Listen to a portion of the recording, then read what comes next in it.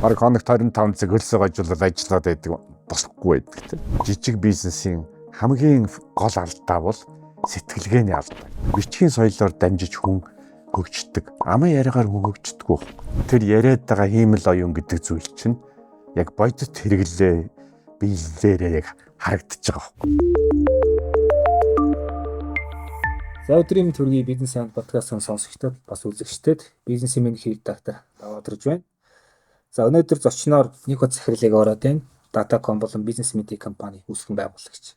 За тэгээд тантай ямар сэдвээр ярих вэ? Ерхэд яг уу редакторын хувьар бас ингээд юмыг ойлгох гэж оролддог хүний хувьар сүүлийн үед надад ийм олон янзын асуултууд ирэх зүйл байгаа.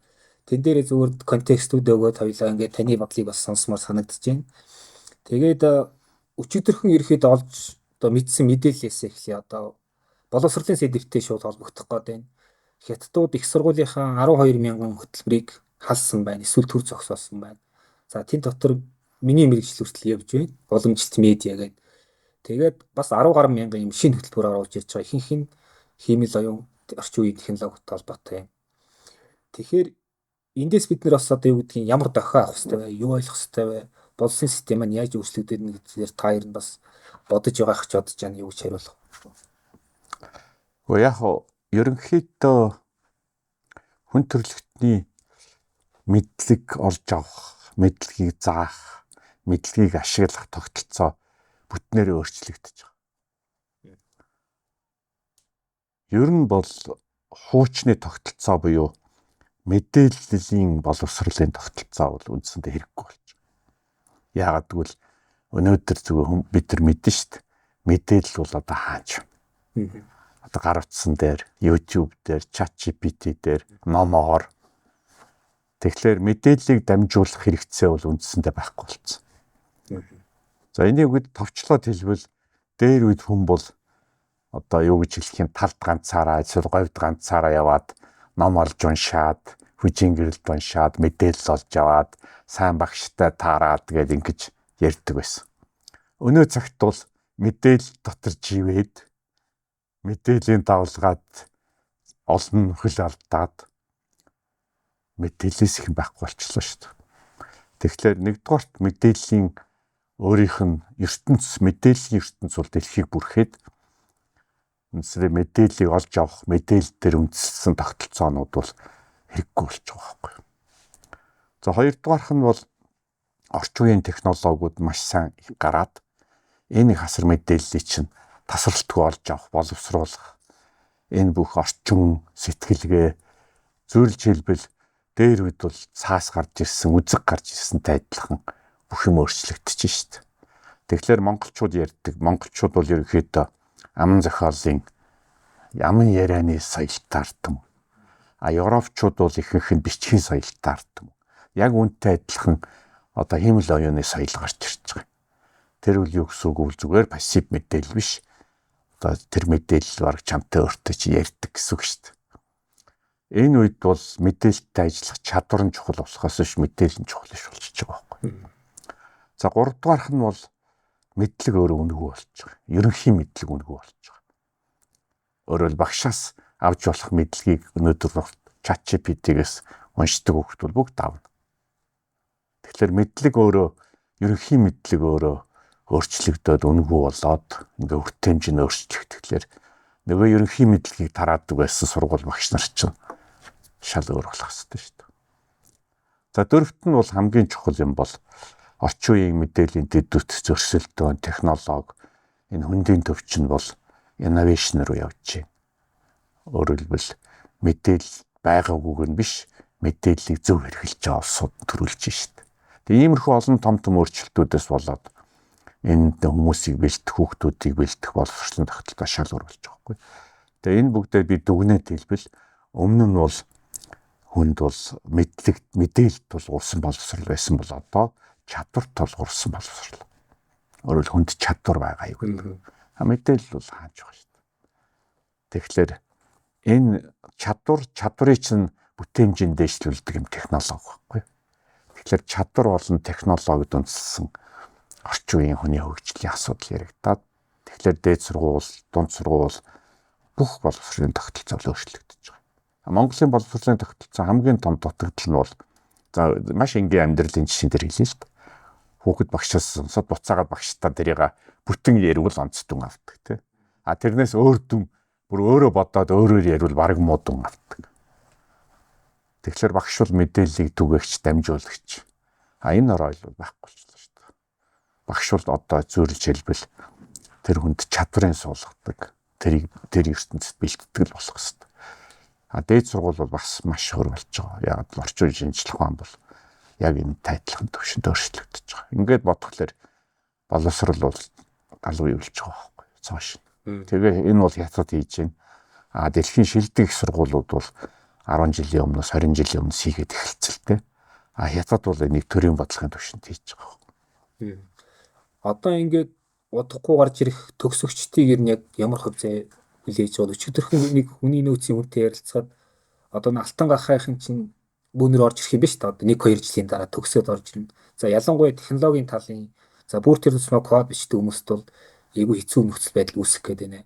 Үнэхээр л айгүй сайн ур чадвар суусан одоо тэр бичсэн код дотроос алдааг нь харах чадваргүй бол тэр хүний хэрэгцээ байхгүй болчихно гэдэг.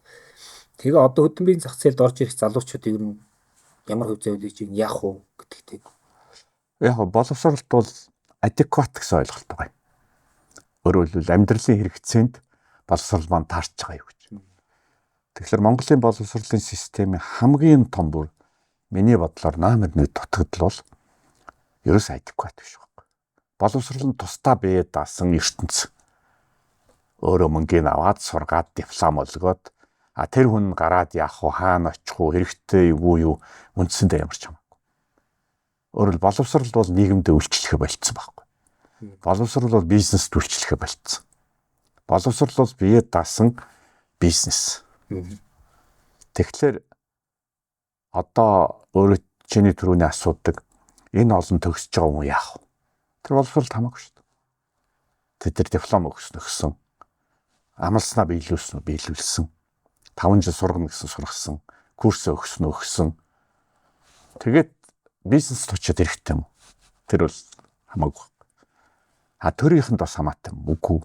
Яг тэгвэл төрийн боловсролын яам бол энийг анханаас нь адекват буюу энэ олон салбар нийгэм хоорондоо зохицуулсан үгүй. Зүгээр л магадгүй 10,000 20,000 хүүхэд диплом авсан гэсэн ерөнхий статистик байна шүү дээ. Энгийнээр зөөлж хэлбэл чи хэрвээ ресторан байвал хүн идэхгүй хоол идэвч хийж болно. Чиний төлөвлөгөө бол одоо юу гэж хэлэх юм 200 хоол хийх хэрэгтэй байхгүй юу? Тэр нь одоо тус өрн 10,000 төгрөгийн үнэтэй хоол. Хийцэн ганцхан тэр чинь хүн идэх юм. Тэр хамаагүй шүү.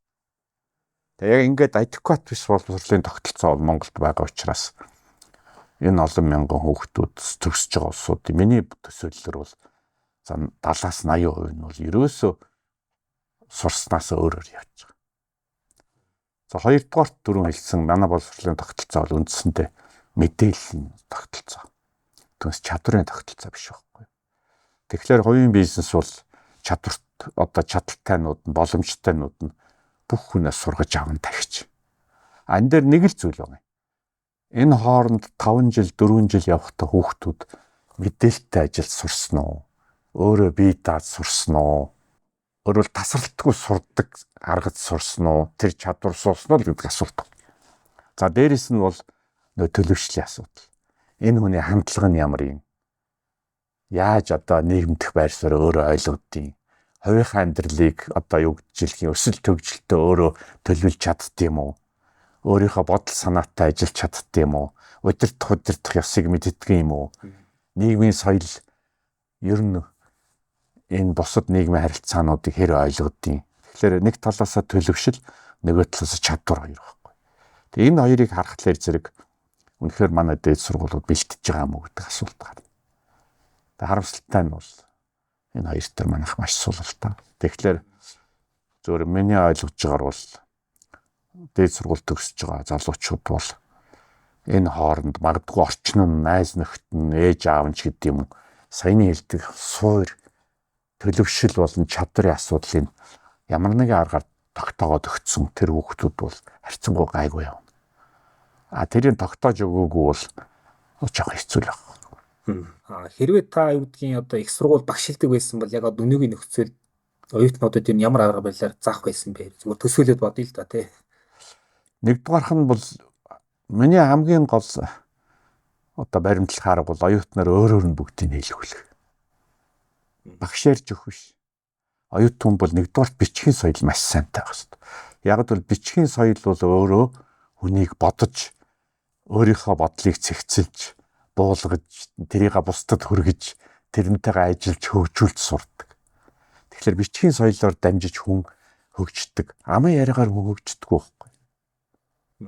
Амын яриа бол ингээл замхраад алга болчдөг. Бичгээр бол ядахтаа тэр чинь энгийнээр хэлбэл өөр хүнд үзүүлнэ, засан, редакторлно, магадгүй хагас жилийн турш ажиллана, тэгээ үлдэн жилийн дараа эргэж харна. Тэгэхээр бичгийн соёл бол мэдээлэл мэдлэгийг дамжуулах механизм байхгүй. Нэгдүгээрх нь. Хоёрдугаарх нь бол энэ асар их мэдээлэл дундаас одоо оюутан бол өөрөө юм олох хэрэгтэй. Багш бол зөвхөн одоо товчхон хэлбэл их зөв асуулт тавих хэрэгтэй. За чи жишээлбэл хэлнэ. Монголын эдийн засгаар сурж ирсэн бол Монголын жижиг дунд бизнес тулгарч байгаа хамгийн гол асуудал юу гэж одоо манай одоо юу гэдэг эдийн засагч нар дэлхийн эдийн засгийн классик зохиолуудад тэгээ манай бусад хэвлэл мэдээлэлд яг юу гэдэг үгнэж байна. Яагаад тэгдэг үгнэж байна. Хэн дүгнэж байна. Хаан тэр зохиолууд нь байна гэдэг. Өөрөөр тэр хүн чинь мэдээлэлтэй ажиллаад тэг өөрийнхөө өнцгийг гаргаж ирээд тэрийг юунд нь яагаад анхаарч байгаа юм. Энийгээ бол илэрхийлж чаддаг байна. Түүнээс багш өөрөө яриад тэрийг буцаагаад багштай ярих бол аль хэдийн хэрэг болсон зүйл байхгүй. Тэгэхээр нэгдүгээрх нь бол би түрүүн хэлсэн тэр одоо бичгийн соёлын асуудал. Бүх зүйлийг бичгээр хэрэгтэй. Хоёрдугаарх нь бол түрүүний хэлдэг өөрөө бие дааж ажилд сурдаг. За гурав дахь нь бол маш чухал юм байна. Тэр бол өнөөдөр дээд сургуулиуд маш их дутагдж байгаа. Ерөөсө бүх зүйл технологичсон байна. Өнгөлвөл чи шороо гараараа ухаж болно. Чи хурцээр ухаж болно. Альсууд экскватороор ухаж болно шүү дээ. Гараар ухдаг хүмүүс бол хичнээн мундаг байгаад амьдрахгүй шүү дээ. Хурцтэй хүн бол яах вэ? Нэг бор хоолоо залгуулна те. Экскватортой хүн бол бизнес хийх байхгүй. Тэгэхээр энэ багж зэвсэг хурцэн экскватор нь яг өөрийнх нь салбарт өгсөн юм уу тэр хүнд. Тэр хэлбэр чинь бол зөвхөн физикээр төмрөөр байхаас илүүтэйгээр софтвер байна, програмаар байна. Тэгээ өөр төрөл бүрийн ажиллах технологи байна, өөрийгөө хөгжүүлэх технологи байна, мэдээлэлтэй ажиллах технологи байна. Хамгийн наадзах нэхэд одоо их сайн залуучууд яваад юмыг ой тогтоолтын технологиуд байна. Тамирчинтай л адилхан шүү дээ. Тэгэхээр энэ технологиудыг эзэмшсэн юм уу гэдэг асуулт. Тэгэхээр үндсэндээ бол ажил дээрээ хүнээс саяны жишээн дээр хэлнэ шүү дээ. Нэг оюутан ирнэ. За би компани захирал бол саяны 3 асуултыг асуух байхгүй. Чи гараараа ухдаг хүн үү, хурцээр ухдаг хүн үү, экскватороор ухдаг хүн үү? Мэдээж экскватороор ухдаг хүнийг ажилд авна шүү дээ. Яг л хөдөлгөөний бүтээн 100 дахь их. Экскватор мэдэхгүй хурцж байхгүй гараараа ухдаг хүн ирвэл яах вэ? Тэрийг жоох хэцүүлтэй. Тийм учраас багш байсан бол би түрүүний хэлдэг энэ 3 дээр хамгийн түрүү анхаарна. Технологи яагаад би онцлоод байгаа юм бол чухамдаа бүтээмжээр хүндрэлт өрсөлдөж байна. Өөрөөр хэлбэл хүний өөрийнх нь биологийн боломж бол хүн болгонд ойролцоо. За яг хөтэ тэр надаас ухаантай байж болно. IQ илүү байж болно. Тэглээгээд нэг магадгүй 20-30% илүү баг шүү дээ. Технологи бол 200-300 дахин өөрчилж байгаа байхгүй. Тэгэхээр технологи хэрэглэснээр эрс өрсөлтөө үүсэж байгаа. Бас зүгээр сонирхоод асууж яхад одоо бол та бол маш их уншдаг. Баян гэж мэдлэгээр үргэлж сэнгэлж идэх хүн. Сүүлийн үед яг та яг ямар төрлийн номнууд ч гэдэг юм уу? Ер нь агуулга контент үзэж байна, уншиж байна. Гэхдээ яг ер нь бол хүмүүс надаас тэгтээ та хэд ном уншсан хэр яжилж байна. Яг үүндээ би номоо тоолдогчгүй мэддэгчгүй. Ягаад гэвэл энэ мэдээлэлтэй ажиллах тасралтгүй сурах зүгээр л хүний дадал зуршил болсон байхгүй. Өөрөөр хэлбэл фото зурагч хүн бол та хэдэн гоё зураг дүрс харав, хэдэн зүйл харав гэж хүн асуудаггүй. Яг бол фото зурагчны нүд бол хаанч явж исэн тэр гоё өнцгөө, гоё зургаа авч болох юм өөрөө л харж идэг автоматар. Тэгээд яг адилхан юмыг хараад фото зурагч хүн маш гоё зураг авчихлаар нөгөө хүмүүс гайхаад яаж ингэж харав. Яг бол тэр чинь таад ингэ төлөвлөж харсан юм үгүй шүү дээ. Дадал зуршил байхгүй. Тэгэхээр энэ дадал зуршил чинь өөрөө хэлбэл багаас нь сургаад уншаад тэр хүний өөрийн салшгүй хэсэг болчихж байгаа шүү дээ. За энгийн зөвлөж хэлбэл ариун цэвэрч хүн яг ариун цэвэрч бай гэж бодохгүй шүү дээ. Тэр чинь ерөөсөө л амьдарч байгаа нь өөрөө байж байгаа нь орчиндөө хандж байгаа нь бүх юм ариун цэвэрч хүн байна. А нөгөөх нь бол салан задгаа хүн байгаа. Юм хаяа гэж бодохгүй, юмаа гээ гэж бодохгүй шүү дээ. Тэгсэн мөртлөө тасралтгүй хайж идэг, гээж идэг. Яг л бодлоо зөв удирдах чадаагүй тийм хүмүүс байна. Яг үнтэй адилхан тасралтгүй унших, тасралтгүй сурах бол бас дадал зуршил байхгүй. Тэгэхээр яг уу би өөрийгөө түрүүний чиний асуултанд хариулаад сүүлийн үед юу хараад байна гэхэлэр би чамайг асуухлаар л одоо өөрийгөө эргэж харж байгаа байхгүй. Би нэр юу хараад байсан бол гэж. Тэгээ яг уу би бол зөв мэрэгжлийн сонирхлын үүднээс бол харахад сүүлийн хагас жилд бол би одоо програм хангамж, софтверийн салбар хиймэл оюунаас болоод бүр үндсэндээ өөрчлөгдөж байна. Түрүү хэллээ шүү дээ, хятадын боловсрол ингээд маш олон мэрэгжил байхгүй болоод цоошин мэрэгчлүүд гарч ирж байна гэдэгтэй адилхан өнөөдөр одоо програм хангамж, аппликейшны салбарт нэг сони юм ажиглагдаж байна. Өмнө байсан бүх програмуудыг дахиж бичиж байна. Өөрөөр хиймэл оюунтай болгож бичиж байна. Өмнө байсан лидерүүд алга болж байна. Цоошин лидерүүд төрж байна. Тэгэхээр эндээс би бол энэ юмнууд их харж байгаа юм. Уншаад судлаад. А гол яагаад хараад байгаа юм гэхэлэр нэг програм олныг авах гэсэнтэй биш. Яагаад гэвэл тэр яриад байгаа хиймэл оюун гэдэг зүйл чинь яг бодит хэрэглээ биелэлээрээ яг харагдаж байгаа байхгүй. Тэгэхээр энэ олон програм, аппликейшн бүх юмнуудыг судлана гэдэг чинь жишээн дээр тэр олон яриад байгаа онол, тэр олон яриад байгаа философи, наадах нэгтэй сургалтын програмууд, англи хэлний програмууд хиймэл оюунаас болоод шал өөр болчих жоох. Өнөө өглөөхөд хүн надаас англи хэлний ап асуугаад тэгээ бид цаар яриа сууж ирсэн. Тэгэхэд англи хэлийг заадаг арга нь бол хиймэл оюуны програмуудаас болоод бүр өөр болчихсон байна юм чинь. Тийм учраас тэрийг жишээн дээр сурдаг аргаар гэх юм уу да. Жишээн дээр ойлгодог арга надад илүү хэрэгтэй. Би бол ягаад гэвэл эрдэмтэн байсан гэхдээ одоо бол эрдэмтэн биш, судлаач биш. Ямар нийтлэл одоо өгүүлэл бичих гэж байгаа биш. А би бол одоо яг бодит бизнес, бодит хэрэглэн дээр явж байгаа учраас хэрэглээний талаа илүү барьж ингэ судалж явбал илүү ойлгомжтой байгаа байхгүй. За баярлалаа. За тэгээд дараагийн асуулт руу шилжихээс өмнө манай бизнесмен подкасттай хамтарч байгаа брэндээ танилцуулъя. Дэмбэ гээд Монгол аймгийн брэнд ажиллаж байна. За Булган аймгийн Могод сумд одоо ийм үйлдвэрлэлтэй брэнд байж байна. За би өөрөө сайхны учраас бас ерөөхдөө тэр зүгийн айраг ямар хөө гэдгийг мэднэ. За тэгээд энэ айрагны хувьд бол одоо айрагчны ийм хадгалт тээвэрлтийн горимд маш эмзэг байдаг тийм бүтээгдэхүүн. Тэгэхээр энэ бол айгүй хаягсан хадгалсан температурын гормыг маш сайн барьсан ийм бүтээгдэхүүн байгаа. За тэгээд удахгүй одоо тэгээд шашлагны нэг амралт зугаалгын улирал эхэлнэ. За удахгүй бас одоо энэ 20-оос 7 сар ихээр бүр шинэ гоё айрагнууд гарч ирэх юм байлээ. Тэгэхээр бас Дэмбэ гэдэг энэ айргийн одоо гадуур сүлжээгээр бас зарж хэлж байгаа. GS25-д бас тавигдаад эхэлж байгаа юм бүтээгдэхүүн байгаа. За тэгэхээр амт чанарын хувьд бол угаасаа нэг ванили гэж ярьдаг лээ те. Тэр зүгийн айраг бол угаасан мөн байлээ. Тэ авахныг бас амсаад үзээрэй гэж хэлэх байна. Та бас угаалгах шиг юм юм лээ. Би бол сая л амсч үзлээ. Яг нэг нөгөө хэлэхэд. Тэгээд онгойлгоо түрүү намайг амсахгүй хөхт нь би тэгж болгоомжилж хэлж ирсэн шүү дээ. За ингээд одоо гидс яах бол гэж. Тэгээ энэ айргийг харахад бол надад юун таалагдчихэв гэж. За нэгдүгээрт бол айраг бол өөрөө олон ундааны дотор коллаж гэдэг юм, усч гэдэг юм уу, олон ундааны дотор их ялгарх өөрийн амттай. Тэр амт нь бол яг байгаа байхгүй.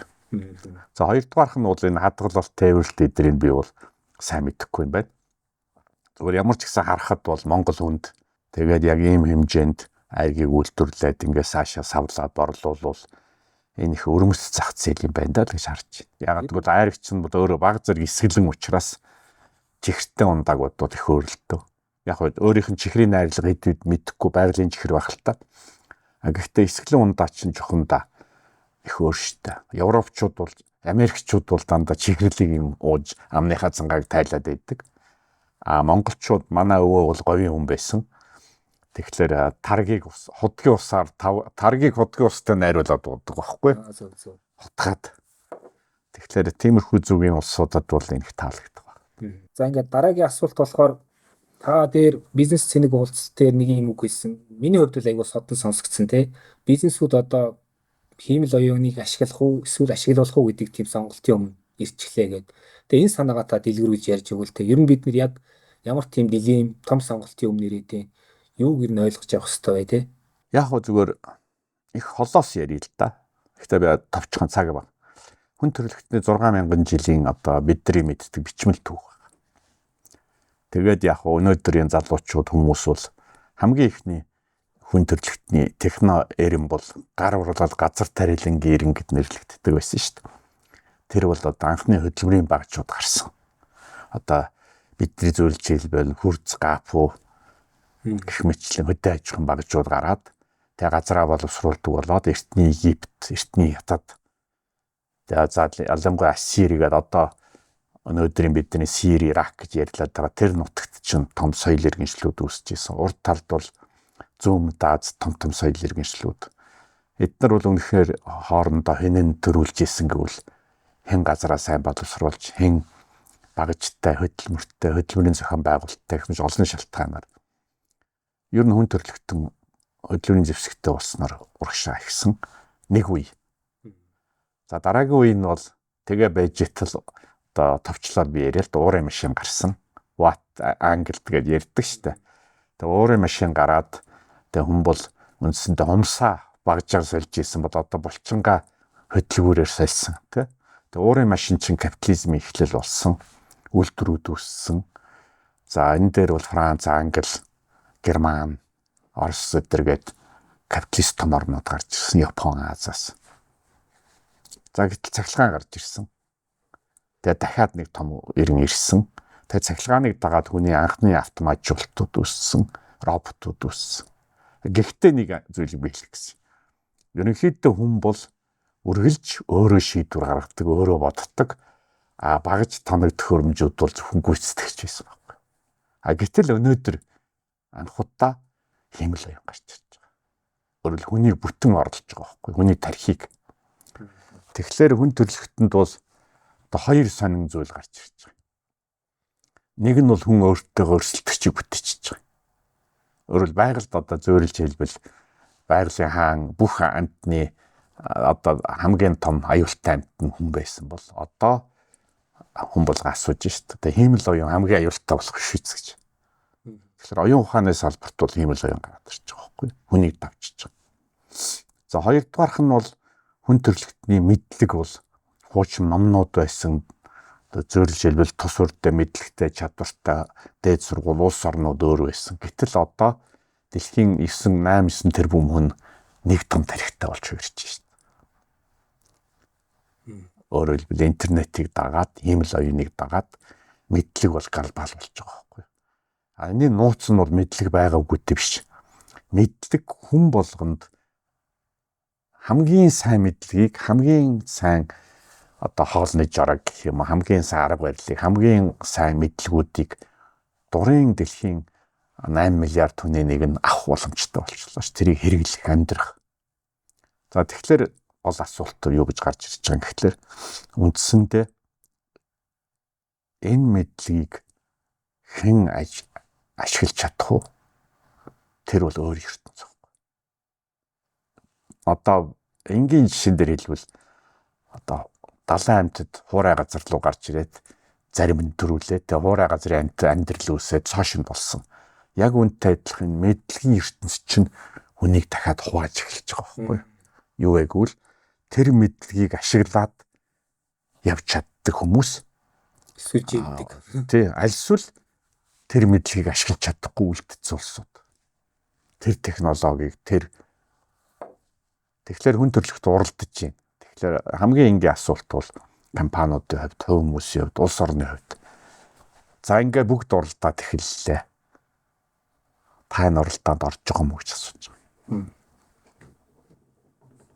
Тэгээ одоо бол үндсэндээ эдийн засгийн хэлээр би хэлье л да. Орчин үеийн бүтээгдэхүүн дунджаар дээр үеийн бүтээгдэхүүн бол 100% үнэн түүхийд байсан бол одооны бүтээгдэхүүн үндсэндээ 80-90% нь оюуны өмч байхгүй. Жишээл энэ ихэд материал болон лаз ундааных нь үн бол За энэ бол жишээлбэл нэг 60-70% байж магадгүй. А гэхдээ үндсэндээ 30-40% нь хамгийн наазах нь энгийн ундаан тэгэхэд 30-40% нь технологи, наав хав, мэдлэг, яаж хийсэн арга энэ байна шүү дээ. Тэгэхээр тэр мэдлэг арга нь байхгүй бол надад ийм лааз өгөөд, надад ийм айрг өгөөд би ийм хийж чадахгүй шүү дээ. Над технологи нь байхгүй, над наав хав нь байхгүй, над мэдлэг нь байхгүй. А хэрвээ ингэж үзвэл энэ утас энд орж байгаа пластмас төмрийн үн бол утасны бол 5-8% гэж ярьдаг байхгүй. Ерөөсөө энэ одоо $500 утасны $450 нь мэдлэгийн үн. А $50 нь ердөө энд орсон шил материал юмны үн байхгүй. Тэгэхээр одоо хүн төрөлхтөн бол одоо дэлхийн дурын бүтээгдэхүүнийг аваад үзэхэд энд байгаа мэдлэгийн үнийн хэдэн хувьд нь та оролцож байгаа юм. Таны хөдөлмөр шингэж байгаа, таны одоо бизнес шингэж байгаа, таны эдийн засаг шингэж байгаа. Тэгээд одоо энэ бүтээгдэхүүн дотрын орхлоор Монголыг жишээл харъя л да. Бид нар энэ 5-8% дотор өрсөлдөж байгаа байхгүй. Өөрөөр хэлбэл 5-8% дотор зарим нь төмөр нийлүүлэх гэж байгаа, зарим нь бид нар шиг улсууд нүүрс нийлүүлэх гэж байгаа, зарим нь зэс нийлүүлэх гэж байгаа, зарим нь ингээд бүх материалын өрсөлдөөнд орж байгаа. Гэхдээ энэ нь бол дэлхийн эдийн засгийн 5-8% дотор л бид нар одоо дэлхийн 200 орны 150 ядуу орнтой бид нар өрсөлдөх гэж байгаа байхгүй. А үлдсэн дээдлийн 95% нь хамгийн технологи өндөр баян за нэг 50 орн, 30 орн орж ирж байгаа. Тэгэхээр одоо их сонир асуулт гарч ирнэ. Чи энэ 5% дотор 150-т өрсөлдөөд дээд талын 95% дотор байгаа 30-т өрсөлдөг давж хизээ баяж чадах уу? Хизээ сайхан амьдарч чадах уу? Хизээ эдгээр их шилээс гарах уу? Гарахгүй. Яг л одоо би эндээс юу хэлэх гэсэн? Энд чи хоёр өөр англи үүсчлээ шүү дээ. Нэг нь бол энэ 5% дотор амьдардаг, өрсөлддөг, тэндээс хоолоо олж иддэг, тэднэртэйгээ зодтолддог улсууд тий. А нөгөөх нь дээдлийн 95% амьдардаг. Тэгэхээр дээдлийн 95% чинь гол технологи нь юу, хиймэл оюун. Тэгэхээр эндээс сонирм харж байгаач бүр эдийн засгийн хэлээр хүн төрөлхтөн хоёр багчиж байгаа юм. Доотлын 5% байгаа хүмүүс дээдлийн 95%-ыг орохын тулд шал өөр үсрэлт хийх хэрэгтэй. Боловсролтоо шинжлэх ухаан. Нөгөөт нь экскаватор 8 хэлцдэг. Тийм шүү дээ. Тэгээ үндсэндээ мэдлэгийн салбар нь бол дэлхийн хүн төрөлхтний эдийн засгийн 90% болчихлоо шүү дээ. Тэгэхээр одоо нэг асуулт монголчуудаас асууж болно. Та 10% дотор байгаа 150-тай тэр ертөнцид амьдрах юм уу? Альсвал 95% хувааж авч байгаа тэр ертөнцид амьдрах юм уу? Өмнө Солонгос бол жишээлбэл ингэ шилжиж байгаа байхгүй.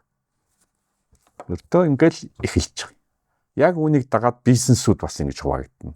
Хүн төрөлхтний хөгжил хуваагдана. Тэгэхээр эндээс бол зөвхөн нэг юм дүгнэлт хийх хэрэгтэй. Бид хичнээн хүсээд эдийн засгийн хуулийг давахгүй шүү дээ. Хэрвээ чи эх оронч байж болно, чи гоё дуулдаг байж болно, чи одоо юу гэж хэлэх юм? Шодрог хүн байж болно. Гэлээ ихтэй чи тэр оюуны ертөнцид бараа бүтээгдэхүүн байхгүй нийлүүлэхгүй бол чи эдийн засгийн тэр секторт орохгүй байхгүй салбарт. Тэгэхээр хүн төрөлхтөн наад зах нэгтэл эдийн засгийн оролцоогоор ингээ хоёр хуваагдчихж байгаа. Мэдлэгийн салбарт хэн орж байна? Материалын салбарт хэн орж байна? За эндээс олон жишээ хэлж болно. Гэхдээ хамгийн энгийнээр хэлэхэд хиймэл оюун чинь бол ингээд энэ ялгарлыг улам гүнзгий болгож байгаа байхгүй. Яг бол дээд тал нь хиймэл оюунаас болоод 10-100 дахин хүчтэй өөрийнхөө өмнө аргыг те шинжлэх ухаан 100 дахин хүчтэй явна. Доод тал чинь хоцорж эхэлнэ. Тэгэхээр энэ хоёрын хоорондын ялгаа улам холдож байгаа. Тэгээд тодорхой хугацааны дараа эрдэмтдийн дүгнэлтээр бол ядуу буруу орнууд бол ерөөсөө гүцэхгүй гэж. Ерөөс боломжгүй болно. Тэгээ энэ бол нийгэмд, соёлд, философид, сэтгэлгээнд бүх зүйлд нөлөөлнө.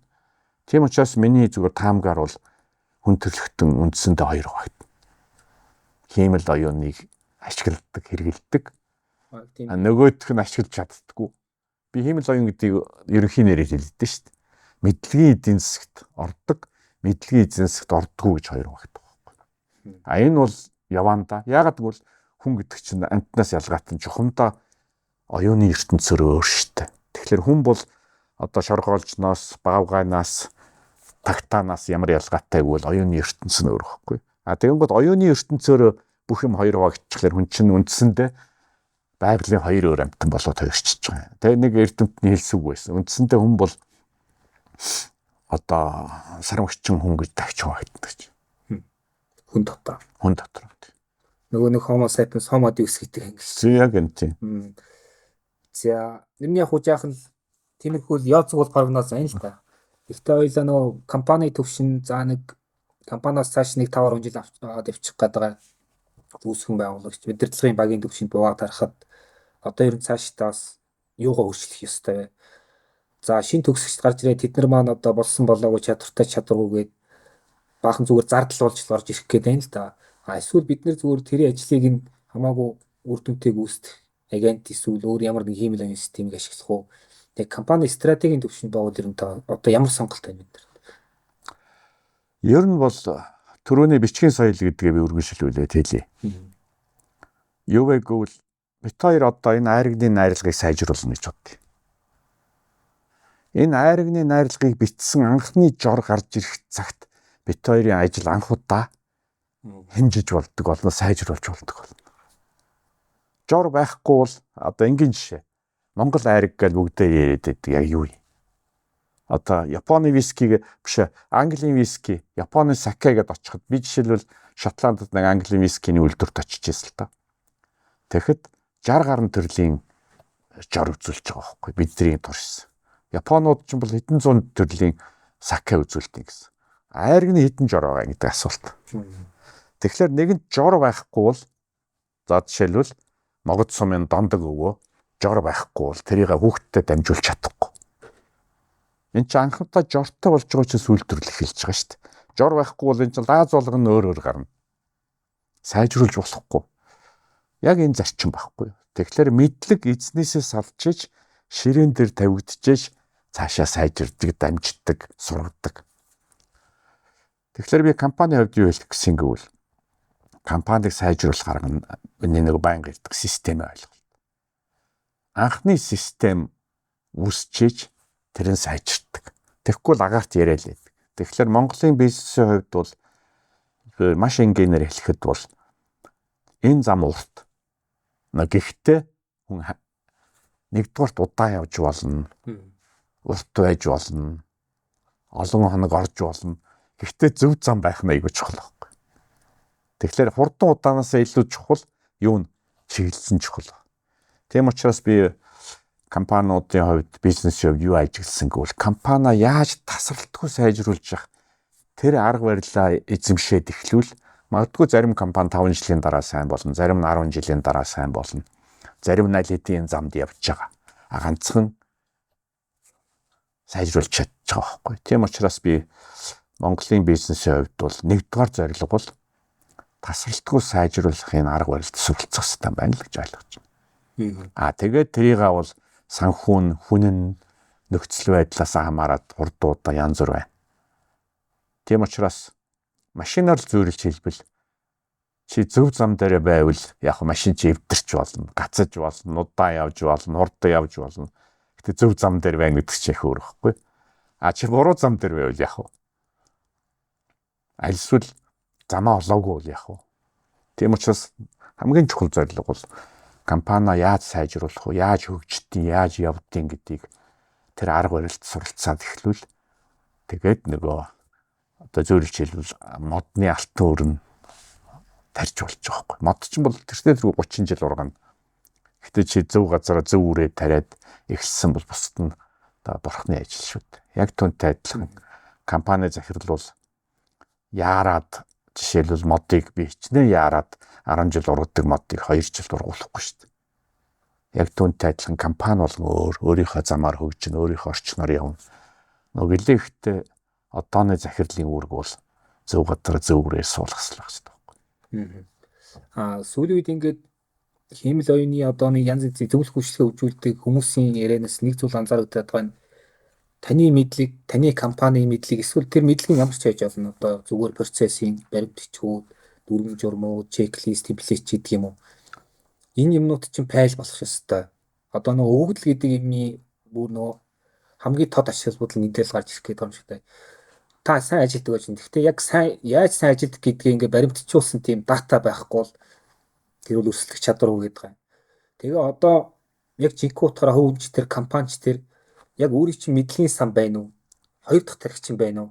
Яагаад тэгэхээр химэл оюун тэн дээр чи ороод би танд шийдвэрийн хоёр сайн хөлбөрийг гаргаж өгье. Гэтэл дата байхгүй л яах юм гээд. Тэгээ яг компани төвшөнд авч үзвэл одоо ихэнх маань процесстэй байгаа. Гэхдээ ихэнх нь цаасан дээрч биш, цаасан дээрч байна. Замбрааг бол байгаад байна. Тэгэхээр тэр мэдлэгийн сан гэдгийг ер нь бизнесийн төвшөнд одоо бид нар яаж ойлгох хэвээр. Ер нь зөвхөн өгөгдөл гэдгийг одоо яг жинхэнэ утгаараа бид нар яаж ойлгох хэвээр гэдэг дээр. Яг ер нь хиймэл оюуны зам нь мэдлэгээс эхэлнэ гэдэг нь зөвлөлтөө. За хиймэл оюун гэж ярихлахээр олон хүнд бол дэнд абстракт сонсогдно. За хоёулаа бодъё л доо нэг гуанзанд очив. Тэр гуанзанд нэг 5 тоогооч ажилтдаг. Тэгээ хоолны амт чанарыг сайжруулъя гэж ярий. Тэгэхээр тэр 5 тоогоочийг очиод загнах юм уу? Эсвэл та нар сайн ажиллаач гэж уриалгах юм уу? Үгүй шүү дээ. Хамгийн эхлээд бүх хоолныхоо жорыг бичих хэрэгтэй. Яг төмснийх ороод байгаа юм уу? Давсан ороод байгаа юм уу? Яаж чанаад байгаа юм? Одоо хангалттай жигнэж байгаа юм уу? Хэрглэж байгаа одоо юу гэдэг нь жигнүүр нь зөв юм уу? Төмөр жигнүүр юм уу? Модон жигнүүр юм уу гэдэг ингээд жороо тодорхой бичсний дараа л анх удаа ширээн дээр нөгөө мэдлэг нь үүсгэлээр ажиллаж эхэлж болно. Өө чи наадах чинь биш. Чи 5 минут чанах хэвээр 7 минут чансан байна. Тэгэхээр альва нэгэн ажлыг эхлэхээс өмнө үнэхээр мэдлэгээ эхлэх төр цэг нь байх хэрэгтэй байхгүй. Тэгэхгүй бол бид хоёр 1000 жил ярьж болно. Яг тэр зарчмаар бол би юу хэлэх гэсэн юм бол хиймэл оюун эхэлж байгаа байгууллагууд бол мэдлэгээс эхэлдэг. Үнэн зөв. А гэхдээ түрүүний асуулт нэг баахийн бичээд байдаг юу гэж хэлвэн нэг шүгээр дүр уншдаг ном байна гэдэгтэй адилхан. Нэг баахан эргэлдэггүй дүрм, баахан заавар. Тийм учраас энэ дээр бол их энгийн штэ юу гэвэл ерөөсөө компанид хамгийн их үнц нь бүтээж байгаа хэсгээс эхэлдэг. Өөрөөр хэлбэл чамд ямар ч ажил би жишээл энийг 1 цаг хийж болно, энийг 1 цаг хийж болно. Гэхдээ алийг хийх үү гэдэг чинь алийг хийцсэний дараа чамд өгөөж нь илүү байх юм. Тэгэхээр ихэнх компанийн хувьд бол хамгийн түрүүн өгөөж өгдөг зүйл бол жишээл зүйл жишээлбэл хэрэглэгчийн үйлчлэгнээс эхэлдэг. Одоо ихэнх компани алддаг. Өөрийнхөө нягтлан бодохыг сайжруулах.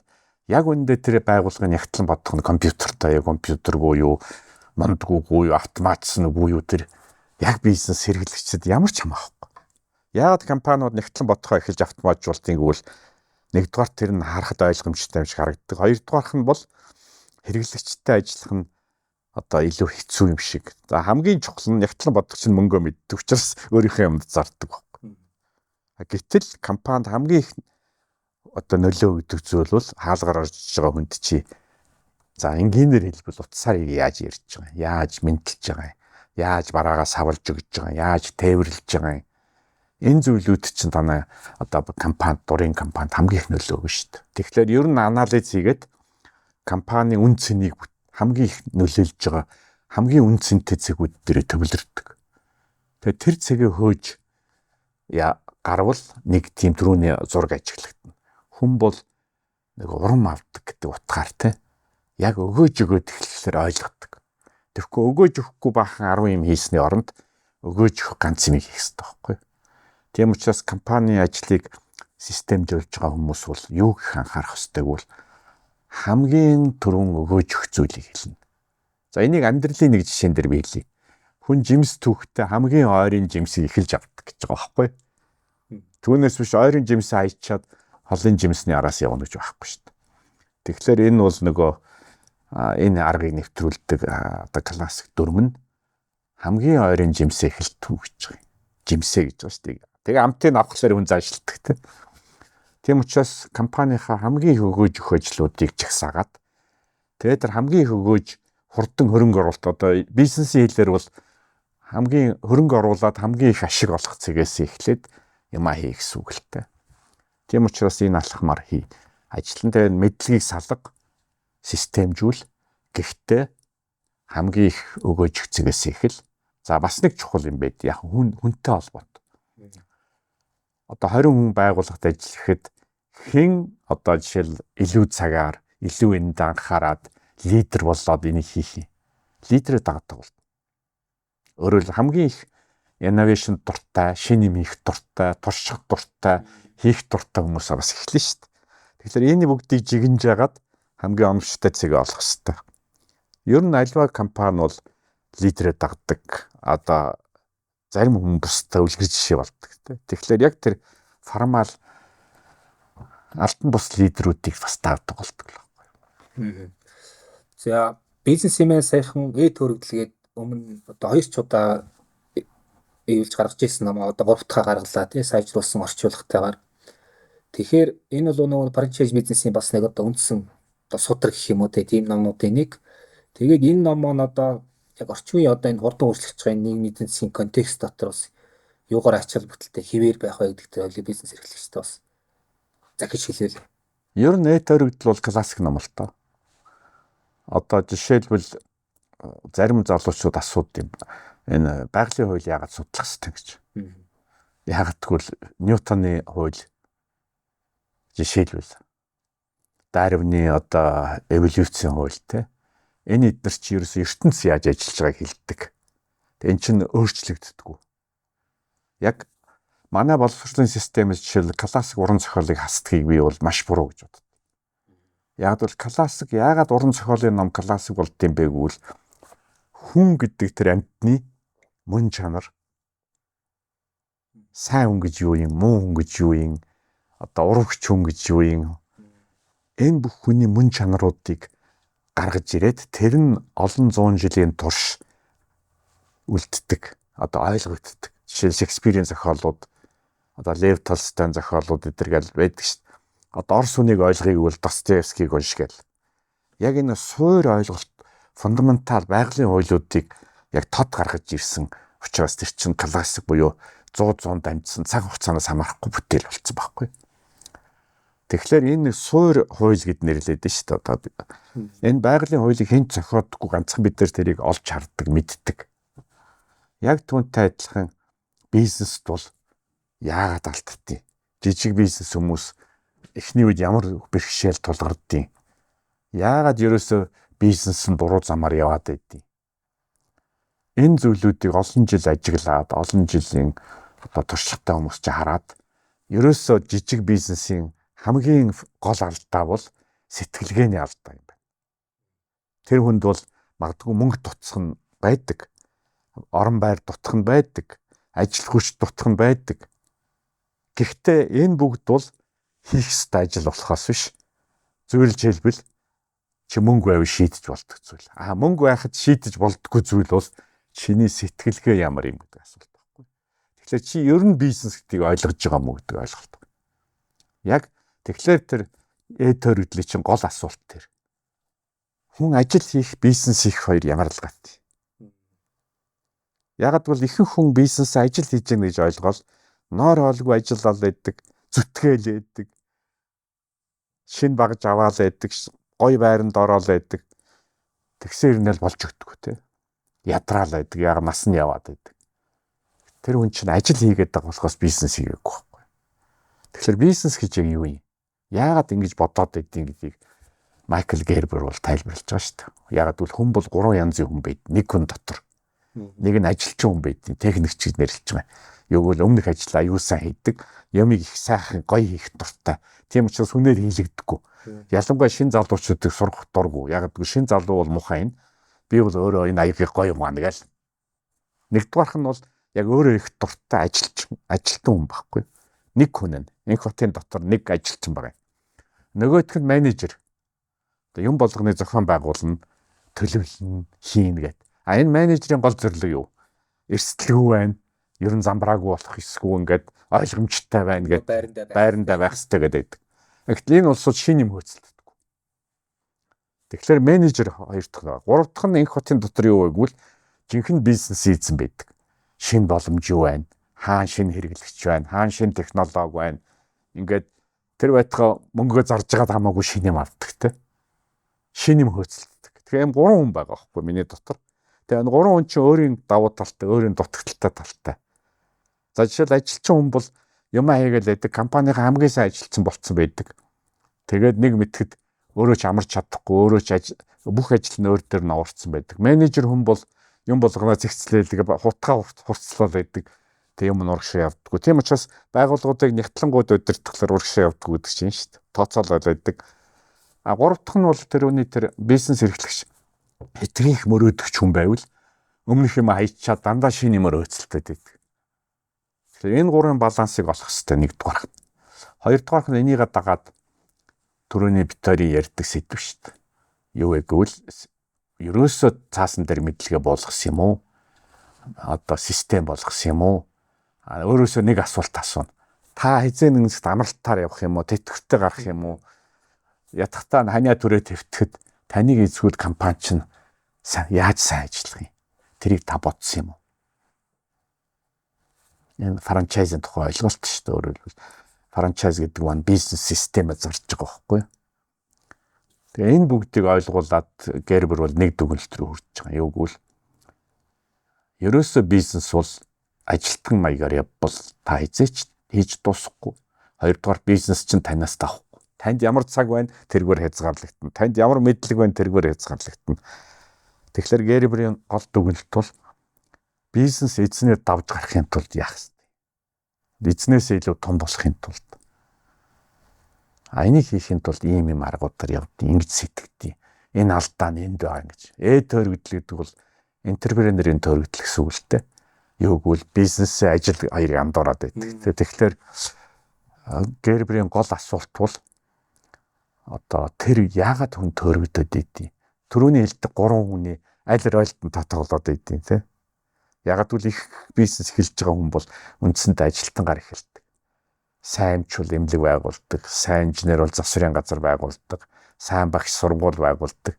Гэтэл сайн багш байх, сургуулийн эзэн байх хоёр чинь шал хоёр өөр ажил. Тэгээ энэ ялгаануудыг тайлбарлаад тэгээд Гербер бол үндсэндээ тэр Америкийн жижиг дунд бизнесийн салбарт бол сэтгэлгээний хувьсгал хийсэн гэж ярьдیں۔ Зохиолыг. Ягаад гэвэл маш олон мянган бизнес бол үнэхээр зүтгээд байгаа, үнэхээр ажиллаад байгаа хэрнээ яагаад урагшаа явдггүй юм гэдгийг тайлбарлаж байгаа байхгүй. Тэгээ яаж бодсон явж байгаа нь урагшаа ингээд төрүүлээ явчихдээ. Энийг тайлбарлаад тэгээд эндээс бол бизнес эрхлэгчдэд нэг сургамж өгч байгаа. Та бол бизнесийн гадна талд ажиллаж сур. Дотор нь ороод одоо зүтгэх биш, бизнесийн хамгийн сайн ажилтан байх биш. Одоо зөвөрлж хэлбэл та байшингийн архитектор болохоос биш. Дотор нь ороод альсууд цемент зураад, альсууд топи өрөөд, альсууд юм зөөж гүгээд та амжилт олохгүй. Хэрвээ та эзэн юм бол. Эзэн бол байшингаа холоос хар, гаднаас нь хар, төлөвл архитектор юм шиг ажил гэж. Энийг зааж байгаа. Тэгээд энэ номны учир нь бол бизнес эрхлэгч хүн яаж сэтгэх ёстой гэдгийг л зааж байгаа байхгүй. За одоо бизнес чинь бол ингээд нөө цаг хугацаа, мөнгө, хүн, технологи буюу одоо мэдлэг л болчихлоо л да тий. Ийм тодорхой хэд нөөцүүд байгаа. Тэгээд яг орчин үед одоо яг Монголын жижиг дунд бизнес дээр л ахаал яриа л да ойлоо. Энэ нөөцүүдийг яаж ирэмлэх вэ? Хамгийн гол нь нөгөө нэг 80-20 гэдэг алдарч зарчмын дагуу энэ нөөцүүдийг бид нэр яаж ирэмбэлвэл бас нэг одоо амьд үлдэх. Ямар тодорхой хэмжээнд өсөх чадвартай байх вэ? Юуг ер нь одоо бүр хийхгүй байх хэрэгтэй бай тий. Тэн дээр ойлголт тогтчихъя. Ер нь бол нөөц бол их сонирхолтой. Мөнгөөр авч болдог байна, авч болдоггүй байна. Зөвхөн цаг хугацаагаар олж авдаг байна. Тэгэхээр ямар нөөц бол зөвхөн цаг хугацаагаар хэмжигддэг. Ямар нөөц бол мөнгөөр хэмжигддэг. Ямар нөөцийг гаднаас авч болдгийг. Тэгэхээр энэ бол хүн болгонд, бизнес болгон дээр өөр. За жишээл бизнесийн эзэн өөрөө их мэдлэгтэй, чадвартай хүн бол мэдлэг чадварын нөөц бол одоо гаднаас хайх хэрэггүй гэсэн үг шүү дээ. Тэгэхээр приоритетийн асуудал бол үндсэндээ нэгдүгээрт тухайн бизнесийн өөрийнх нь одоо өгөгдөл байхгүй. Одоо Монголд бол хүйтэн газар зөрсөн, Африкт бол халуун газар төрсөн гэдэгтэй адилхан өгөгдлүүд нь өөртэй. Хоёрдугаарх нь бол үндсэндээ миний ойлгож байгаагаар бол тухайн бизнесийн зорилгоос хамаарч байгаа. Жишээлбэл чиний зорилго төрөхийн тулд аль нь төрүүлж байх ёстой. За жишээлбэл оюуны салбарт бол Чамд бол ямар гоё офис байгаад ямар гоё машин байгаад хэрэггүй. Чамд бол өөр зүйл хэрэгтэй байхгүй мэдлэг. Хэрвээ чи одоо зөвлөж биеийн хүчний салбарт байвал чи ямар ном уншсан бараг хамаагүй. Чи бол ажилсаг байх хэрэгтэй, одоо чадaltaй байх хэрэгтэй. Тэгэхээр приоритет бол нөгөө явж байгаа газар чиний байж байгаа цэг хоёроос их хамаарч байгаа. Гэхдээ одоо энэ дээр ямар зарчим баримталт юм бэ гэж. Энэ дээр бол нэг л зүйл байдیں۔ Юу гэвэл дахиад хэлэхэд нөгөө байгалийн буюу физикийн хууль судлал улсуудын их сайн ойлголт. Юу гэвэл буц холбоо гэсэн ойлголт физикт байдаг байхгүй. Жишээл удирдлага, автомат удирдлагын системүүдэд юу гэвэл чи нэг алхаад дүгнээд энэ алхмаа засдаг байхгүй. Жишээлбэл би нэг алхаад тэгээ буруу алхачихж гээд за тэгвэл арай өөрөөр алхахыгээд дараагийнхаа сайжруулаад өөрөөр хэлбэл нэг алхам хийгээл алдаагаа засаал дүгнэлт хийгээл нэг алхам хийгээл ингээ сайжирдаг. Тэгэхээр энэ фидбек гэж англиар ярьдаг. За менежментийн салбарт ажил гэд нэрлэдэг. Тэгээ энэ буц холбоог яаж зохион байгуулах юм? Эн чинь чиний бизнесийг сайжруулах гол арга л та. Тэгэхээр хэрэглэгчдээс асуух юм уу? Гарсан үр дүнгээ хэмжих юм уу? Өөрчлөх юм уу?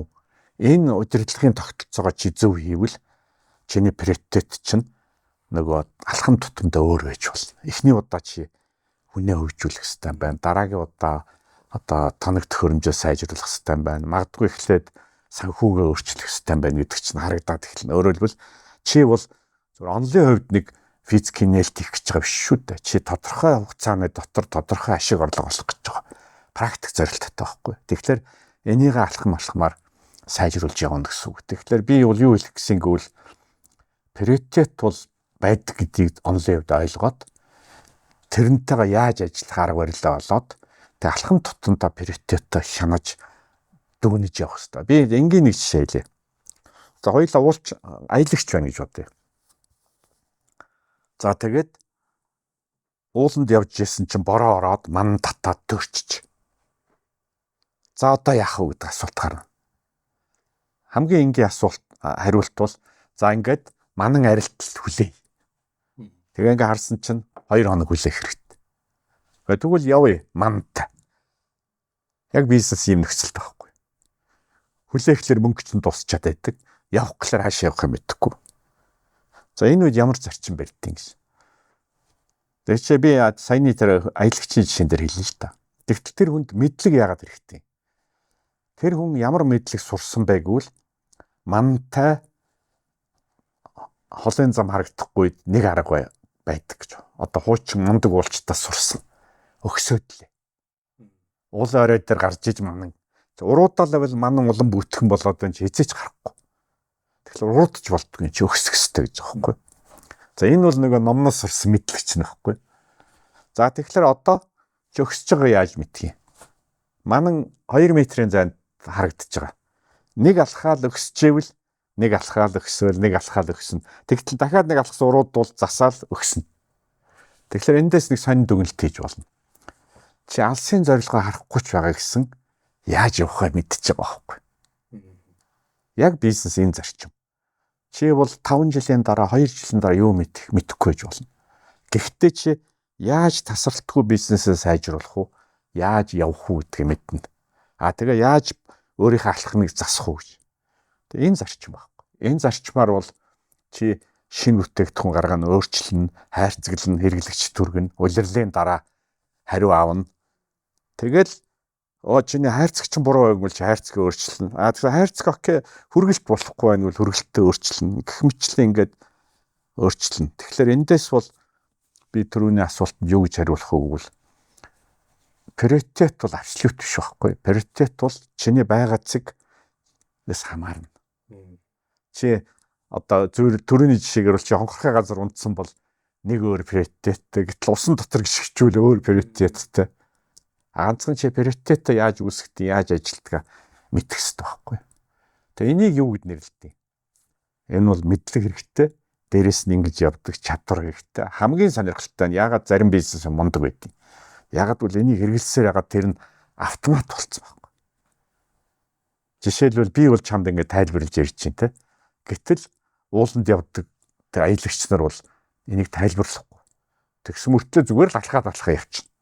Тэгэхээр хүн гайх шүү дээ. Энэ тохир ингээд алхаад байх юм тэгэл болчдөг юм байна. Яагаад тэр хүн алхаад байгаа юм? Яагаад гэвэл тэр чинь автоматар өөрөө мэдчихэж байгаа байхгүй. Тэгэхээр сайн бизнесмэнүүд бол цагаа яаж ашиглах юм, ашигаа яаж олох юм, хүмүүстэй яаж ажиллах юм, энэ бүгд чинь дадал болоод автомат болоод тэгээ нэгэнд автомат болохлээр яах вэ?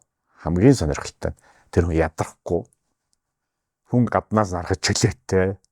Тэгээд яагаад ч юм чөлөөтэй яваад идэг тэгсэн мөртлөө бүх юм амжилттай яваад идэг. Нэг нь болохоор баг хоногт 25 цаг хөлсөө гожуулаад ажиллаад байдаг болохгүй байдаг тийм. Тэгэхээр харж байгаач мэдлэг, дадал, зуршил маш олон юмнуудын нийлбэр байхгүй. Тэгэхээр саяны жишээн дээр бол би яг саяны алхмаар алхам тутамдаа хийж дадал болгодог. Энийг бол эртний одоо юу гэдэг зен буддизм ч гэдэг юм Японуудын арга энэ штэ эртэл. Японууд ягаад юм болгоныг давтаад эцсэц Японууд нэг зүйлийг соёлт нь байгаа байхгүй юу гэвэл аливаа зүйлийг 1000 хийж ичл сурдаг. Бидний алдаа юу? 2 хийж үзээр болохгүй хайчдаг. Эсвэл өөр юм хийгээд байдаг. Гэтэл чи ямар ч зүйлийг 2 хийгээд чи хэзээ ч амжилт болохгүй. Азаал үзээд байгаа байхгүй зарцаа шиг үсрээл. Яг байгалийн хуулиар бол чи аливаа зүйлийг одоо жишээл мэрэгжилтээр хүмүүс ярьдیں۔ 10 жил хийж мэрэгжилтэн болдог. Эсвэл аливаа зүйлийг 1000 хийж анхны үр дүн гардаг. Яг энэ тасралтгүй хийх соёл, тасралтгүй явах соёл бол бидний тархинд их муу суусан байт. Одоо бас нэг зүйл сонирхож асуумаар гана. За бизнес бол бас зөвхөн захирал биш баг байгаа тий. Одоо багаа хөгжүүлэх гэдэг маш том ажил байна. За энэ бол аюул хэцүү ажил. За тэгээ одоо ингээд технологи бүх юм сайжраад иртэл нэг хүн маань хэвээрээ байгаад байдаг. Одоо ботлнек гэж ярьдаг шүү дээ. Бүх юмний саад нь яванд хүн өөрөө болох гээд байдаг тий. Тэгэхээр одоо үүсгэн байгуулах захирал хүн одоо энэ мантай орчинд одоо манан гэдгийн технологи хэцүү байна гэж энэ татварын орчин ингээд ер нь бизнес эрхлэхэж яахан хэцүү болцсон ийм ман донд байгаад байна. Яг энэ нөхцөл тэр хүн багтаага яаж тэр одоо тасралтгүй тэр нөө оройроогаа харагдахгүй ч гэсэн явах арга зам байна. Ямар одоо юу гэдгийг ориенташн биднэрт хэрэгтэй байна те. Эсвэл юуг өөрчлөх ёстой одоо хүмүүсээ хөгжүүлэх тэр бид нар бас юу гэдгийг ямар өөрчлөх хэрэгтэй гэж тийм багийн төвшөнд ярил.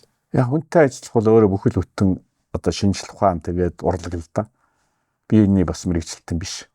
Гэтэ би бол одоо их сайн мэддэг хүмүүсээс сонссноо ч юмд ярий. Юу гэвэл би одоо ингээ бизнес тулгарч байгаа хамгийн хэцүү асуудал юу гэж. Би хүнд бол технологи зааж өгч чадна. Хүнд унших номыг өгч чадна. Тэр байтугай ширээг нь засч өгч чадна, байрыг өгч чадна. Ганцхан юм бич чадахгүй. Тэр хүний хандлагыг өгч чадахгүй. Өөрөөр хэлбэл хүн чинь их олон төвшөнд байгаа. Эхлээд хүн болоогүй хүнд бямбан эренчингой үг байдаг шүү дээ. Хүн болоогүй хүнд илүү эрдэм зааж өгөх нь чөтгөрт алтан шүд хийж өгөхтэй адилхан гэж. Алтан шүд хийж өглөөгөө чөтгөрөө болохгүй байхгүй нууцна. Чи чөтгөрийг ямар ч гой костюм өмсгөж болно, ямар ч гой алтан шүд өөж болно, чөтгөр бол чөтгөр. Яг түүнтэй адилхан хүний суур хүмүүжил хандлага бол төлөвч багасаа. Тэгэхээр хүмүүжил боловсрал гэсэн хоёр ойлголт. Уг нь бол боловсролын нэг хэсэг нь хүмүүжил мөн л дээ. Тэгэхээр хүмүүжил эрдэм гэсэн хоёр ойлголт байна шүү дээ. Тэгэхээр хүмүүжлэн тогтоогүй үнэтэй ажиллахад төлөвшөөгүй үнэтэй ажиллах маш хэцүү. Зөвөөр хэлбэл одоо фундаментгүйгээр байшин барьж байгаатай адилхан байхгүй. Тэгэхээр манай боловсролын тогтолцооны хамгийн том бас түрүүн ярь дутуу орхисон зүйл бол энэ хүмүүжилт бага анхаардаг. Тэгэхээр хүмүүжил байхгүй, хандлага байхгүй хүнд бол эрдэм бол нэг ач холбогдол багтай дөө. Өнөөдөр бол олон хүмүүс юун дээр ярьдیں۔ Facebook, Twitter дээр гайхаал. Энэ одоо Harvard төгсөж ирчээд ингээд авилгач яваад байгаа. Дэлхийн хамгийн том дээрэмчт чинь чухамдаа Harvard төгссөн байгаа шүү дээ. Тийм учраас асуудал бол хүний мөн чанарыг бол эрдэм өөрчилдөг байхгүй. Чи мэдлэг уулгаач байгаад Харвард төгсвөл мэддэгтэй уулгаач л бол. Хулгайч байх үгүй юу гэдэг чинь хүмүүжил буюу төлөвшил, магадгүй чинь эцгийнхээс гэр бүлийн хүмүүжил орчноос хамаарсан байгаа байхгүй. Тэгэхээр энэ хоёрын баланс их чухал. Тэгэхээр би түрүү юу хэлэх гэсэн гэвэл компанид хүний хамгийн хэцүү зүйл бол бизнесийн одоо байгууллагын компани хүнийг хүмүүжүүлэх боломж байхгүй байхгүй. Одоо нэгэнд ажил их дургу залхуу хүн ирээдвэл яах юм? Тодорхой хэмжээнд л залхуу хүнийг 10% сайжруулж чадна. Түүнээс мөн чанарыг өөрчилж чадахгүй шүү дээ. Тэгэхээр манай компаниудын гол алдаа тэр байхгүй. Залхуу хүний цалин 2 дахин нэмчихлээр учиргүй ажилласаг үгүй шүү дээ юм болов. Тэр чинь мөнгөөр өөрчлөгддөг зүйл биш байхгүй. Хулгайч хүн чичнээ мөнгө өгöd шудраг болохгүй. Манай их хурлын ирж байгаа маш инээдтэй зүйл ярьдаг. Одоо ингээ хуулийнхан авилга аваад байгаа учраас цалингийн 5 дахин нэмчи. Хэрвээ тэгвэл шорон байгуулж яах юм? Ганц удагт очиж байгаа бүх хүнд 3 дахин их мөнгө өгөх цөмрөө шудраг хүн болчих шээ. Шал хоёр ойлголт байхгүй. Тийм учраас мөнгөөр шийдэж болдог юм гэж би цаг хугацаагаар шийддэг юм байна. Дээрэс нь түрүүний мэдлэгээр чадвараар шийдэх олон юм байна. Тэгэхээр бизнесийн компанийн хувьд бол мөнгөөр шийдэх юмыг хамгийн түрүүнд шийдэж чадна. За бишээдвэл чамд хэлээд за онлайн курс $500 чи 50 цаг суух юм байна чамд аваад өгч чадна. Яг гэвэл мөнгөний асуудал байхгүй. Аваад өгч компьютерч өгч чинь. Чамайг одоо зөвлө инхотыг жишээлбэл ажилсаг залхуугийн болиулна энийг мөнгөөр шийдэж чадахгүй. За яг дүрм журмаар чангалж болно. Тэр хүн жишээлбэл нэг 10% дотор сайжраад зөв замдаа орохоор бол хийж болно. 50% өөрчлөх бол чадахгүй байхгүй. Яг эн чинь бизнесийн байгууллагуудын гол проблем. За хоёр дахь том проблем бол жижиг компани хийж чадахгүй. Яагаад гэвэл боловсрол бол дэд үтц хэрэгтэй. Чамд наацх нэхэд өөрийн сургалтын материал хэрэгтэй, курс хэрэгтэй, ном хэрэгтэй, лекц хэрэгтэй. Тэг ганцхан хүнийг жилд сургахын тулд тэрийг хийх юм үгүй шүү дээ. Чи хэрвээ том банк байгаад 1000 ажилтан сургадаг бол 5 багш хөлслөөд курсээ бэлдээд, номоо бэлдээд, хичээлийн програмыг бэлдээд, видеог нь бэлдээд тавьж болно. Тэрэнд чи 50 сая төгрөг зараад яг гэвэл чи жил болгон 1000 хүн бэлдэж байгаа юм чи. Чи жилд ганцхан хүн авдаг бол яах вэ? Тэгэхээр энэ олон жижиг компаниуд чинь боловсролыг бэлдэж чадахгүй байхгүй. Монголд өнөөдөр энэ төвшний боловсролыг өгдөг тогтолцоонууд байгаа юу гэдэг асуулт. Яг энэ ингээд бидний хооронд нөгөө дараагийн асуудал гараад ирж байгаа. Тэгэхээр хүний хувьд хэлэхэд бол би ажилд хүн авахтаа үндсэндээ хүмүүс асуудیں۔ Инхот цахилгаан та ямар хүнийг хамгийн их хандлагыг харддаг. Яагаад хандлагыг харддаг? Яагаад тэгвэл хандлаган байвал над засах ямар нэгэн шанс байгаа байхгүй. Номын өгж болно, түрүүний хэлдэг багшийн олж өгж болно, хичээл өгж болно тэ. Тэр байтугай цагийг өгж болно. За чи нэг сар ажиллаа сураатаа гэж. Хандлага нь байхгүй л яах вэ? Хамгийн зөв арга бол миний хувьд ажилд авахгүй байх. Тэртээ зүгч чадахгүй ч. Тэгэхээр хандлагыг хаанаас тогтоодгийг гэр бүлийн хүмүүжил баг боловсрал. Цэцэрлэг гэж ярьдаг юм. Баг анги гэж ярьдаг. Яг ингээд ялгагддаг. Тийм учраас өнөөдөр Монголын бизнест боловсруулалтын тогтолцоо хамгийн хэцүү нь бол диплом аваад мэдлэг авт ном уншчихлаар болчтیں۔ Гэж боддог нь худлаа байхгүй. Тийм учраас жишээлбэл би Японд явж байгаад нэг сонин асуулт асуусан. Би өөрөө ихлээд ойлгохгүй, анзаарахгүй. Ингээс нэг Японы дунд сургуульд очисон чинь ингэж хэлэхгүй. Манай бага ангийн багшийн цалин ахлах ангийнхаас өндөр байдгийг гэж. Тэг би яагаад энэ дотроо бага ангийн багш нь бол арай бага цалинтай, ахлах анги гэхэлэр бүр том мэдлэг зааж байгаа учраас илүү цалинтай байх хэрэгтэй гэж бодож исэн байлээ ч 20-30 жилийн өмнө л тэ болсон явдал. Тэгээ асуусан чинь тэр нэг Японы профессор миний одоо тонд мартагшгүй үлдээсэн зүйл хэлсэн. Бага ангийн багш бол Япон хүнийг бэлтдээ. Ахлах ангийн багш бол Япон хүнд хичээл заадгийг хэлж байгаа байхгүй. Тэгэхээр харж байгаас ялгаа нэх өөр. Яг тэр утгаараа бол бид нар бол өнөөдрийн боловсролд хамгийн их дутагдж байгаа зүйл бол хүн өөрийгөө хөгжүүлэх, өөрийгөө сайжруулах.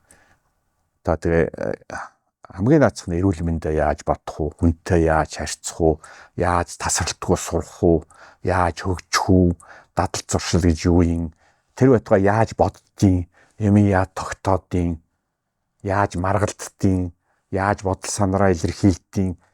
Энэ бүх зүйлээ яагаад ч сургаагүй байхгүй, сургадаггүй. Бид нар физик хийм заагаад байдаг. А нөгөө хүн маань үндсэндээ хүн бол төлөвшөөгүй байгаад байдаг. А энийг бол байгалийн хуулиар өөрөө яваад болчихно гэж бодоод байдаг. Гэтэл энэ төвхтэй хэцүү ертөнцид босгодог ч хүн би, эвдэрдэг ч хүн биш шүү дээ. Тэгэхээр бизнесийн хувьд буцаагаад ярианда эргээд ороход бол аль зүгээр ямар асуудалтай хүн гэдгийг харж иж ажилд авдаг.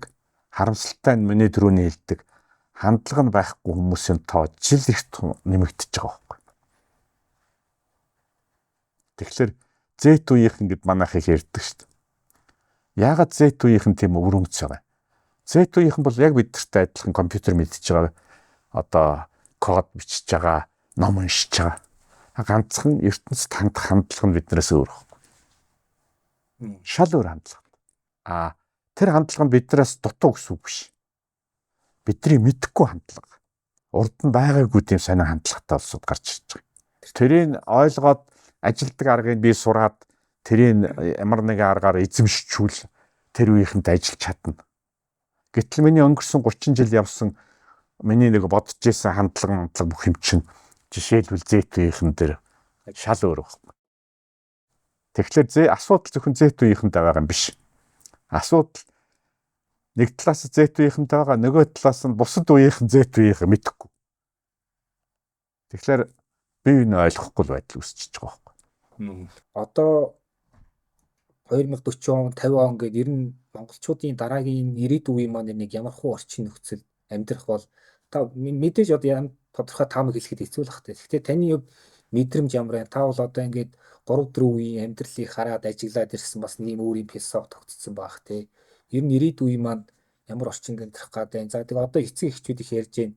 Хүүхдүүд нөгөө нэг юм бэлгэсний хамаарлаас болоод юм тархины ажиллагаа одоо өөр болчоод байна. За тэгээд өмнөх үеэсээ илүү тийм тэсвэргүй, чанаргүй байж гэсэн янз янз юм яриа явж байна. Таны хувьд ямар мэдрэмж байна? Яг би энэ дээр нэг одоо өрмөц гэх юм уу та. Өөрийн нэг ойлголттой байдیں۔ Асуудал бол залуучууд юм уншиж чадхаа байлаад анхаарал нь төвлөрөхөө байлаад байгаа бол зөвхөн тэр хүн нь муудсандаа биш байхгүй.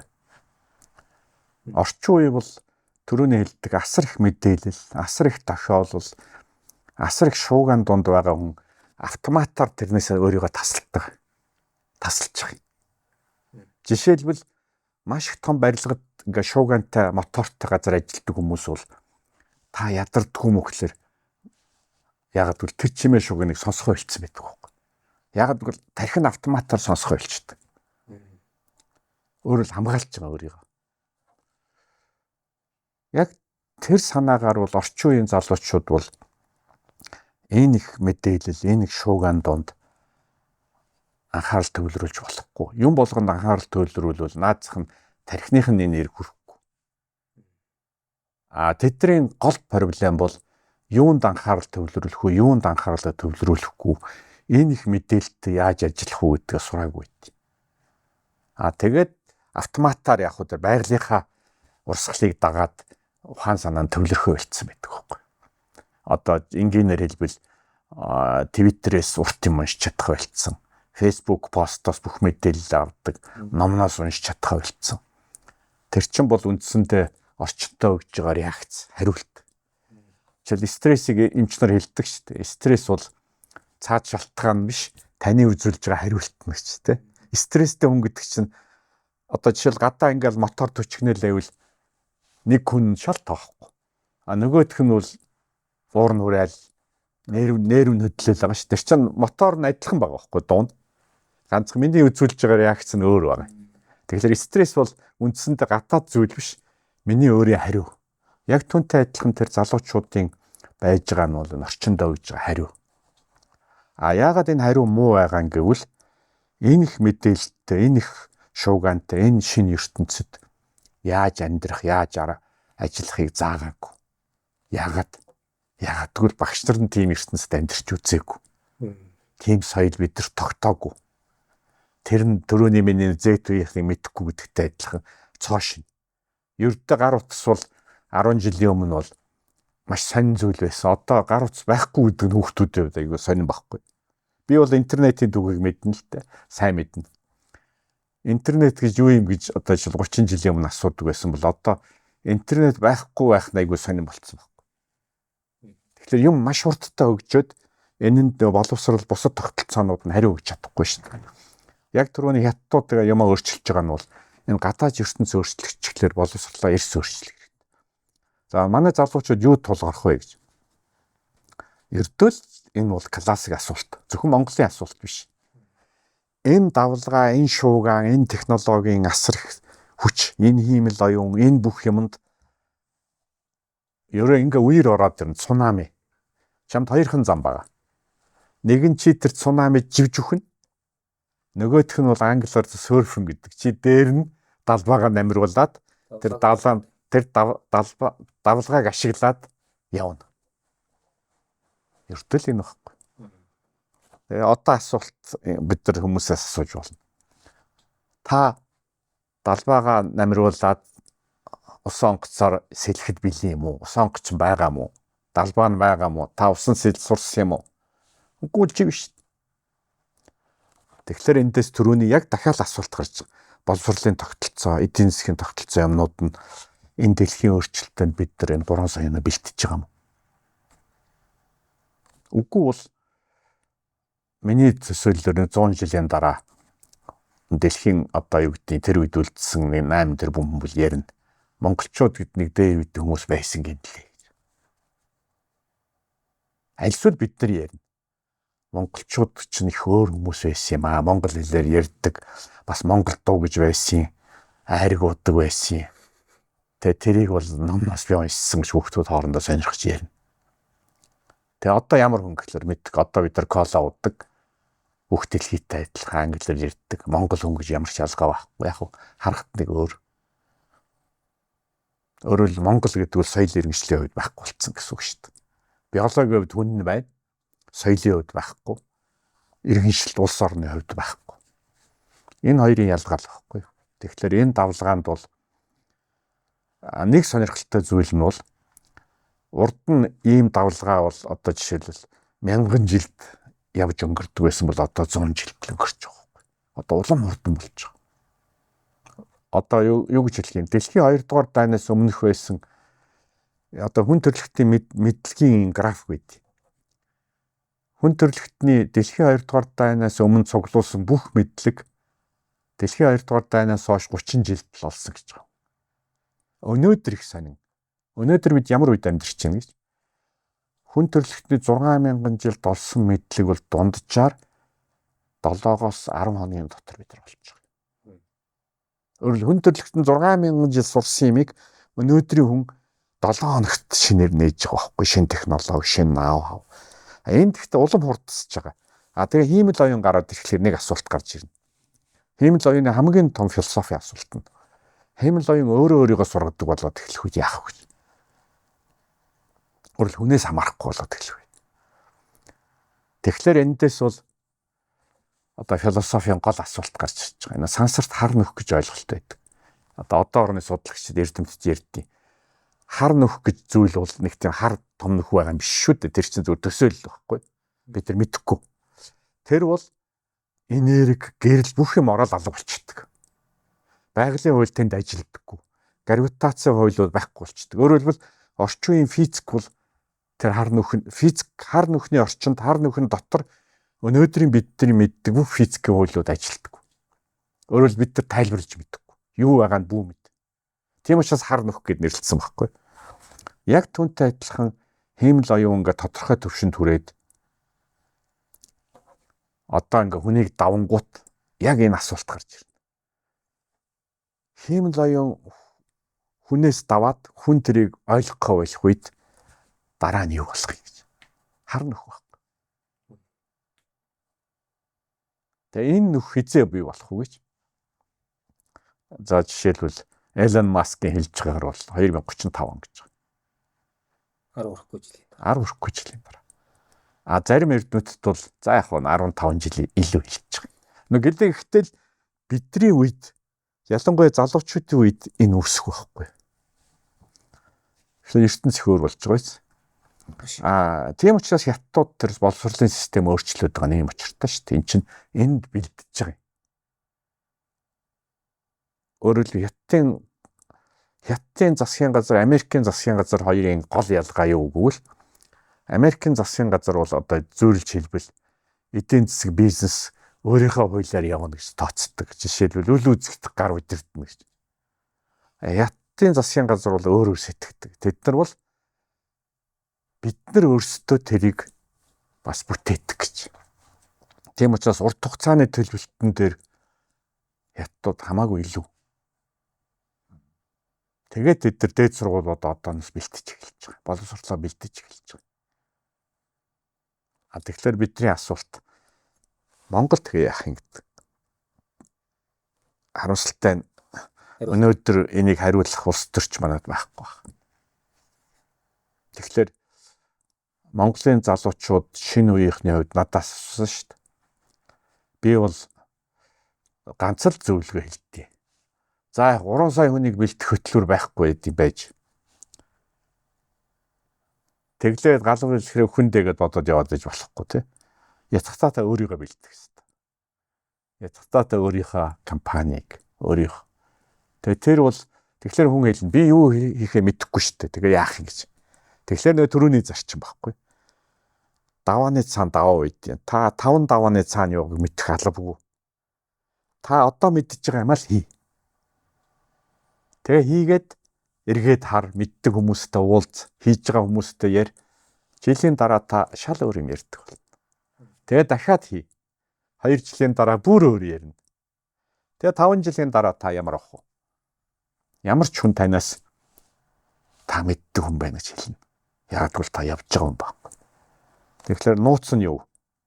Хаашаа явахаа мэдээд тэгэл явж ивэл тэгээ дөрөвний хэлдэг тэр буцах холбоогоо бариад. Тийм учраас эртний философч Яруу Найш Румигийн үг байдаг. Би тэрийг хандаа бичсэн байсан хуучин оффистоо. Явах цагт зам тодорч харагддаг гэж. Гэртээ суугаад яриад байвал яриад 1000 жил ярьж болно. Зөвхөн замд гарахлаар л зам харагддаг байхгүй. Яг түүнтэй адилхан бид нар яг хийж ижил явна. Тийм учраас миний шийдэл бол маш энгийн.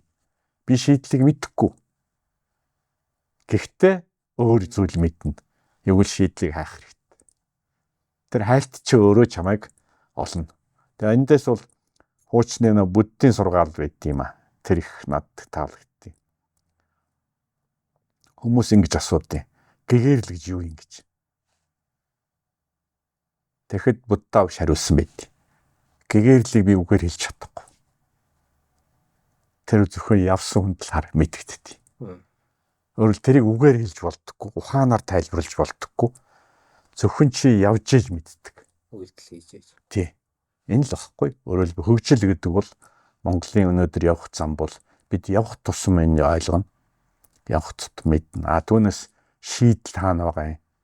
Нэг мондөг мэрэгөө өдөртөгч гарч ирээд хэлээд их юм уу? Эсвэл надад жорын өгчих. Би 10 алхам гэж зарим хүмүүс залуучууд тэр нэг дуртай байхгүй. Амжилтанд хүрэх 10 алхам. Тийм байдгүй. Тэр бол ном зарах арга байхгүй. Амжилтанд хүрэх 10 алхам гэдэг номыг бол зарж болно.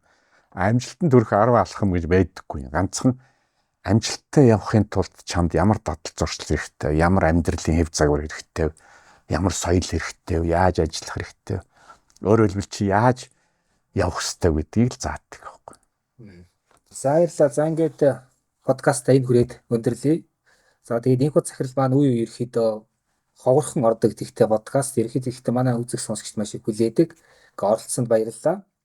За ингээд манай подкастын спонсороор Айр Дэмбэ гэдэг энэ айргны сайхан брэнд хамтарч ажиллаа. Та бүхэн сүлжээ дэлгүүрүүдээр мөн GS25-аар ороод хайгаад үзээрэй. За ингээд манай подкастын сонсогчд үзэгчд маань манай YouTube дэх channel сувгийг дагаарай гэж хүсэх байна. Ингээд дараа уулзъя, баярлалаа. За